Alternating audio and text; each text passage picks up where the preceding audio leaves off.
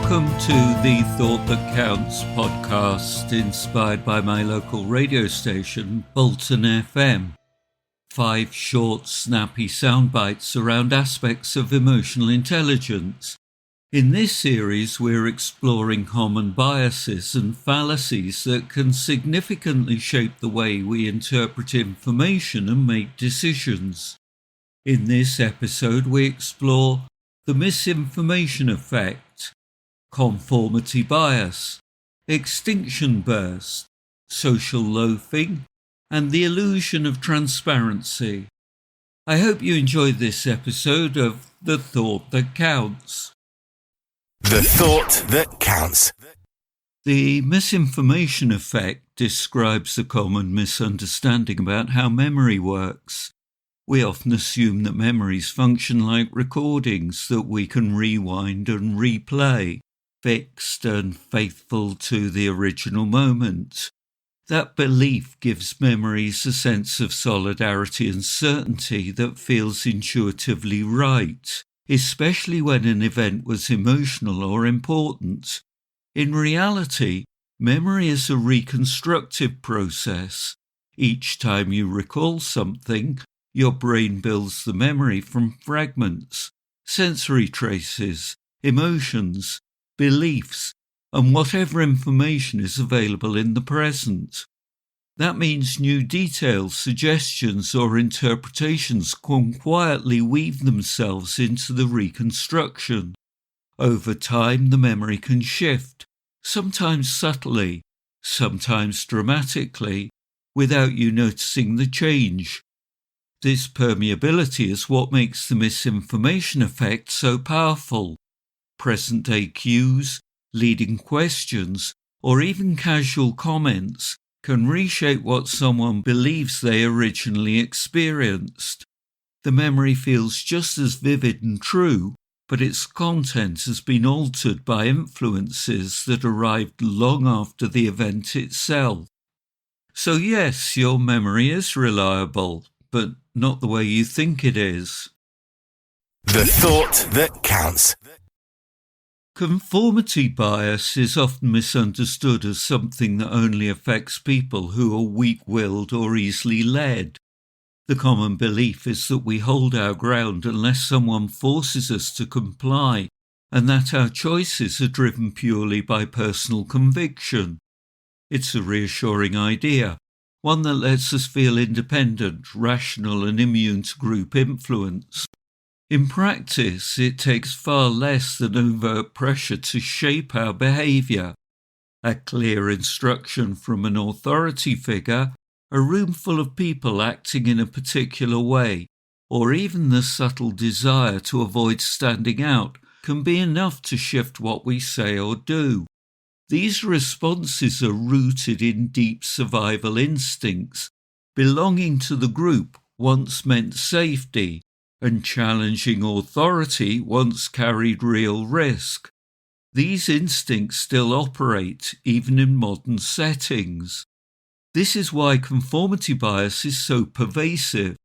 We adjust our behaviour not because we're forced to, but because our brains are wired to prioritise social harmony, approval and safety.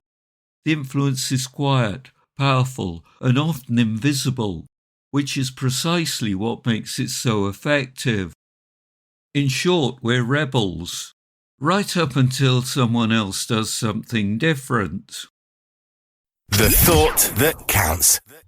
An extinction burst is often misunderstood as a sign that a bad habit is getting worse, just as we try to stop it. The common belief is that if we simply stop engaging in the behaviour, it'll fade away in a steady linear decline. That expectation makes sense on the surface. Less reinforcement should mean less habit. In reality, the brain doesn't give up so easily. When a familiar reward or routine is suddenly removed, the brain makes a last-ditch attempt to pull us back into the old pattern. The habit temporarily intensifies. Cravings spike, urges feel sharper, and the behaviour may resurface more strongly than before. This isn't failure, It's the nervous system testing whether the old pathway has truly gone.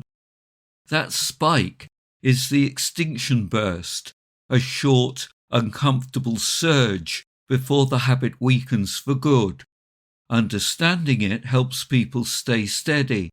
Instead of interpreting the burst as a setback, you can see it as a sign that the habit is losing its grip, and your brain is making one final attempt to restore what used to feel safe and familiar. If your habit fights back, take it as a compliment. You're winning.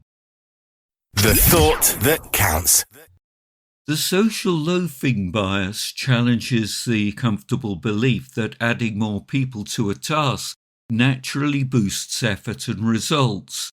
We often assume that being part of a group will motivate everyone to work harder, share the load, and achieve more together. It feels intuitive. More hands should mean more energy, more focus, and more output. In reality, the opposite pattern frequently emerges. Once our contribution becomes part of a pooled effect, we tend to ease off, even without realizing it.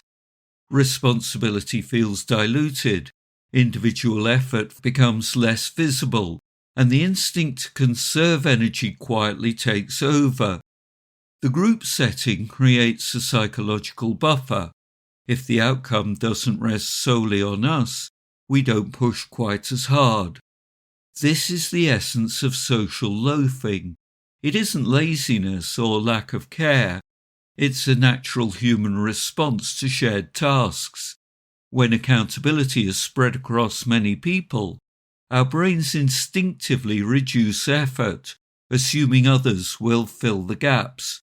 Understanding this bias helps teams design work in ways that keep ownership clear and motivation strong. So yes, teamwork is dream work, unless the dream is doing less. The thought that counts. The illusion of transparency stems from the belief that our inner world is far more visible than it actually is. When emotions run high, it's easy to assume that others can see straight through us, that our anxiety, frustration, or embarrassment is written all over our face.